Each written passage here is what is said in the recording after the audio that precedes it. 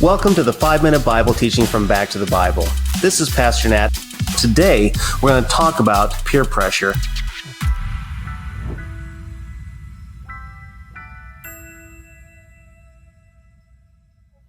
Do you struggle with peer pressure?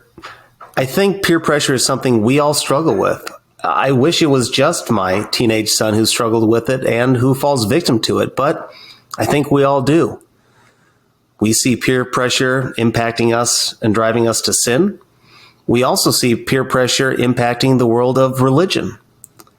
When we fall victim to peer pressure, what we're doing is we're putting our heels into the dirt of our spiritual walk. If today you feel spiritually stuck, it is highly likely that you have fallen victim to peer pressure. Well, do you want to become spiritually unstuck?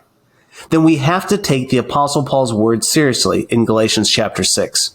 See with what large letters I am writing to you with my own hand. It is with those who want to make a good showing in the flesh, who would force you to be circumcised, and only in order that they may not be persecuted for the cross of Christ. For even those who are circumcised do not themselves keep the law, but they desire to have you circumcised, that they may boast in your flesh. The Apostle Paul here, he continues to crack me up because he's a bit sarcastic and pretty blunt.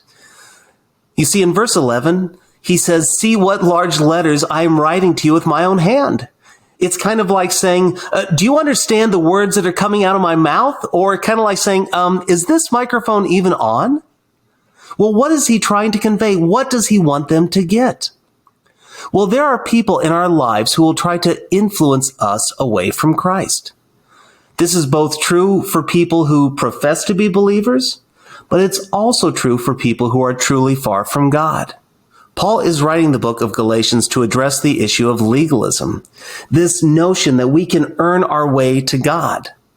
You see, there were people who were professing to be believers who said that they figured out the truest form of the gospel. But here's the problem.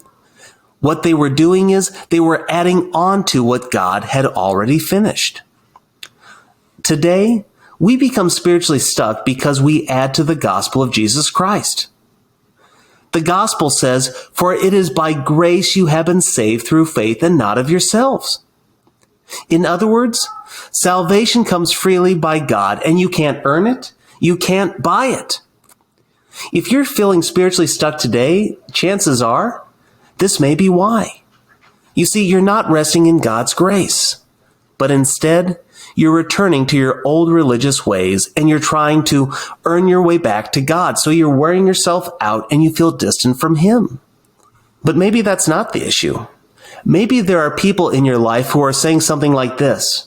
Look, this version of Christianity, it works for me, but maybe you should do something else if it works better for you.